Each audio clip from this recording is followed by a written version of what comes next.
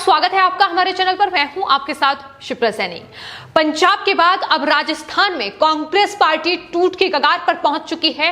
राजस्थान में अशोक गहलोत सरकार पर संकट के बादल मंडराते नजर आ रहे हैं। अशोक गहलोत और सचिन पायलट खेमा एक बार फिर आमने सामने आ गया है। तो कांग्रेस शासित राज्य पंजाब सियासी संकट से जूझ रहा है। पार्टी के भीतर ही जबरदस्त कलह इस वक्त चल रही है और कहीं ना कहीं कांग्रेस पार्टी लगातार बिखरती नजर आ रही है। कांग्रेस के विधायक नवजोत सिंह सिद्धू ने उप मुख्यमंत्री पद पाने के लिए जो पंजाब के मुख्यमंत्री हैं कैप्टन अमरिंदर सिंह, उनके खिलाफ ही मोर्चा खोल रखा है। लेकिन अब उसके बाद राजस्थान में भी अशोक गहलोत सरकार पर सियासी संकट के बादल मंडराते नजर आ रहे हैं। कांग्रेस के नेता सचिन पायलट और अशोक गहलोत में खींचतान एक बार फिर से शुरू हो गई है। दोनों खेमे आमने सामने हैं और एक दूसरे के विधायकों को अपने अपने खेमे में शामिल करने को लेकर लगातार जो सियासी गठबाजी है वो लगातार तेज हो रही है। और आपको बता दें, राजस्थान में इससे पहले भी एक साल पहले भी यही तस्वीर देखने को मिली थी। राजस्थान में मुख्यमंत्री अशोक गहलोत का खेमा और सचिन पायलट का खेमा आमने सामने है। लगातार एक दूसरे पर आरोप प्रत्यारोप का सिलसिला जारी है। लेकिन इस बीच जिस तरीके की लगातार जो मतभेद हैं वो कांग्रेस पार्टी में बढ़ रहे हैं, उसको लेकर आपको बता दें सचिन पायलट के समर्थक एक दलित विधायक का बयान सामने आया है, जिनका कहना है कि अगले महीने तक राजस्थान में कुछ बड़ा हो सकता है। इस विधायक ने गहलोत खेमे के 4 और बसपा से कांग्रेस में शामिल होने वाले 2 विधायकों के पायलट खेमे में शामिल होने का दावा भी किया है और कहा गया है कि पार्टी आलाकमान को हमारी ताकत की जानकारी है। आने वाले वक्त में राजस्थान में कुछ बड़ा सियासी उलटफेर देखने को मिल सकता है। तो लगातार राजस्थान में कांग्रेस शासित राज्य है, अशोक गहलोत की सरकार है, लेकिन जिस तरीके से सचिन पायलट को वहां तवज्जो नहीं दी जा रही है, उसके बाद मतभेद कहीं ना कहीं बढ़ रहे हैं और सरकार पर लगातार सवालिया निशान जो है उन्हीं की पार्टी के नेता खड़ा कर रहे हैं। तमाम विधायक जो हैं पायलट खेमे के, वो अशोक गहलोत पर लगातार सवाल उठा रहे हैं। जो दलित विधायक हैं वेद प्रकाश सोलंकी, उनका साफ तौर पर कहना है कि अशोक गहलोत की सरकार में दलित समाज को कोई तवज्जो नहीं दी जा रही है। यहां तक कि दलित समाज के मंत्रियों को मंत्रिमंडलीय समितियां जो हैं उसमें कोई स्थान नहीं मिल रहा है। तो तमाम ये बड़े आरोप अशोक गहलोत सरकार पर उनकी तरफ से लगाए गए हैं और तमाम ऐसे विधायक हैं जो लगातार कांग्रेस शासित राज्य राजस्थान में अशोक गहलोत पर निशाना साधते नजर आ रहे हैं। तो इस पूरे सियासी घटनाक्रम के बीच जो दलित विधायक हैं वेद प्रकाश सोलंकी, उनका ट्वीट भी सामने आया है। उन्होंने कहा है कि दलित समाज जो कि कांग्रेस का मजबूत वोट बैंक राजस्थान में है, उसके बावजूद भी उस समाज से आने वाले मंत्रियों को महत्वपूर्ण समितियों में तवज्जो नहीं दी जा रही है, जो कि बिल्कुल समझ से परे है। आपको बता दें, पूर्व उप मुख्यमंत्री सचिन पायलट के जो विश्वास पात्र हैं उनमें शामिल हैं वेद प्रकाश सोलंकी, जिन्होंने राजस्थान में गहलोत सरकार पर ये तमाम बड़े आरोप लगाए हैं। उन्होंने कहा है कि कांग्रेस आलाकमान तक उन्होंने इस बात को पहुंचाया है कि अशोक गहलोत सरकार दलित समाज को कोई तवज्जो नहीं दे रही है, उनका अपमान लगातार किया जा रहा है। कोई दलित नेता मंत्री पद पर नहीं है, मामूली मंत्रालय उन्हें दिए गए हैं। ये तमाम बड़े आरोप उनकी तरफ से लगाए गए हैं। तो लगातार ये खींचतान पिछले 1 साल से राजस्थान में देखने को मिल रही है। हालांकि जिस तरीके से मतभेद बढ़ रहे हैं, विधायक का इस्तीफा भी इससे पहले देखने को मिला था। तो लगातार इसके बाद कयास ये लगाए जा रहे हैं कि ऑपरेशन लोटस को बीजेपी राजस्थान में अंजाम दे सकती है, गहलोत सरकार गिर भी सकती है। जिस तरीके से लगातार राजस्थान में न सिर्फ ये सियासी मतभेद देखने को मिल रहे हैं, बल्कि अशोक गहलोत भी तमाम मामलों में घिरती नजर आ रही है। फिर चाहे वो ऑक्सीजन का मामला हो या फिर जिस तरीके से वैक्सीन की बर्बादी अब राजस्थान में हो रही है और वैक्सीन डस्टबिन में बरामद की जा रही है। इसके अलावा गड्ढों में वैक्सीन की खुराक मिल रही है। तो ये तमाम चीजें हैं जिसको लेकर फिलहाल अशोक गहलोत सरकार राजस्थान में घिरी हुई है। लेकिन कांग्रेस आलाकमान जो लगातार वैक्सीन को लेकर सियासत कर रहे हैं, फिर चाहे राहुल गांधी हो, प्रियंका गांधी वाड्रा हो, वो जवाब देने के लिए राजस्थान पर तैयार नहीं है और ना ही अशोक गहलोत की तरफ से कोई जवाब, स्पष्टीकरण इस पर दिया जा रहा है। तो फिलहाल ये तमाम मुद्दे हैं जिसमें अशोक गहलोत सरकार घिरी हुई है और दूसरी तरफ ये सियासी मतभेद कांग्रेस पार्टी के भीतर जो चल रहा है, इससे कहीं ना कहीं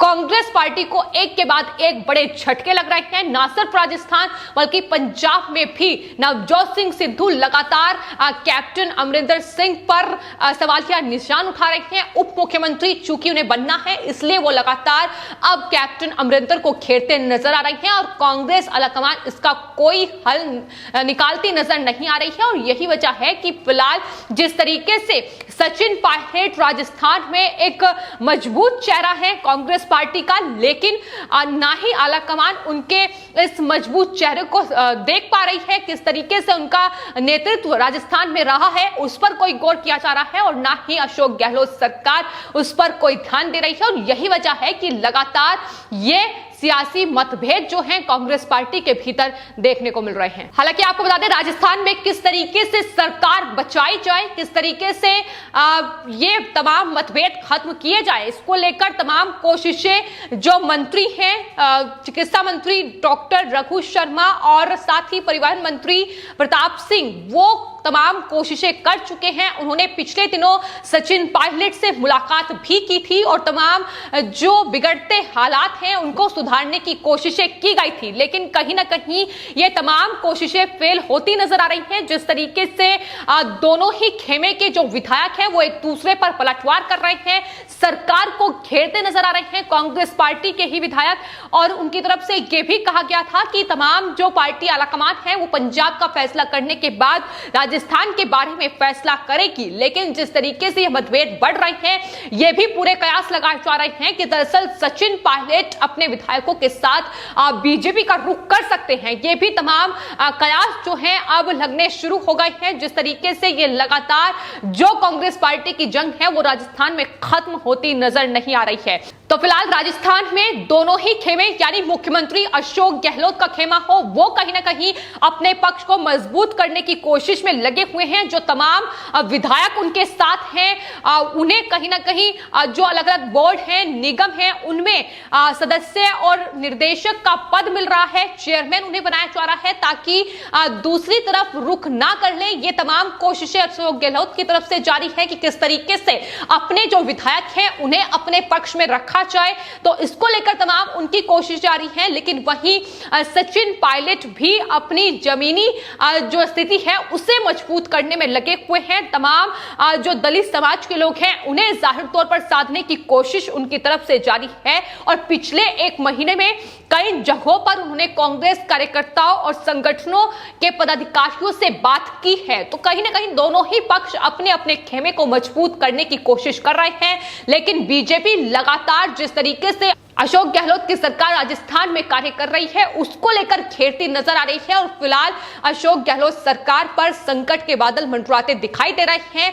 राजस्थान में सरकार गिर सकती है, जो फिलहाल सियासी हलचलें वहां देखी जा रही हैं। लेकिन अगर सचिन पायलट बीजेपी में आते हैं तो जाहिर तौर पर कांग्रेस पार्टी के लिए एक बड़ा झटका होगा। दरअसल कयास इसलिए लगाए जा रहे हैं क्योंकि हाल ही में जिस तरीके से कांग्रेस पार्टी का बड़ा चेहरा और राहुल गांधी के करीबी ज्योतिरादित्य सिंधिया ने बीजेपी का साथ चुना था, बीजेपी में वो शामिल हो गए थे, उसके बाद से ही ये लगातार जो मतभेद हैं राजस्थान में सरकार के भीतर देखने को मिल रहे हैं। और फिलहाल असम में जिस तरीके से हिमंता बिश्व शर्मा को बीजेपी ने मुख्यमंत्री बनाया है, उसके बाद कहीं ना कहीं पूरे विपक्ष को और खासतौर पर कांग्रेस पार्टी को यह साफ तौर पर संदेश बीजेपी की ओर से दे दिया गया है कि जो भी पार्टी में काबिल होगा उसे महत्वपूर्ण पद दिया जाएगा, फिर चाहे वो मुख्यमंत्री का पद ही क्यों ना हो। क्योंकि ये तमाम जो इस वक्त कांग्रेस पार्टी में मतभेद चल रहे हैं उसमें यह साफ तौर पर देखा जा रहा है कि तमाम जो बड़े नेता हैं,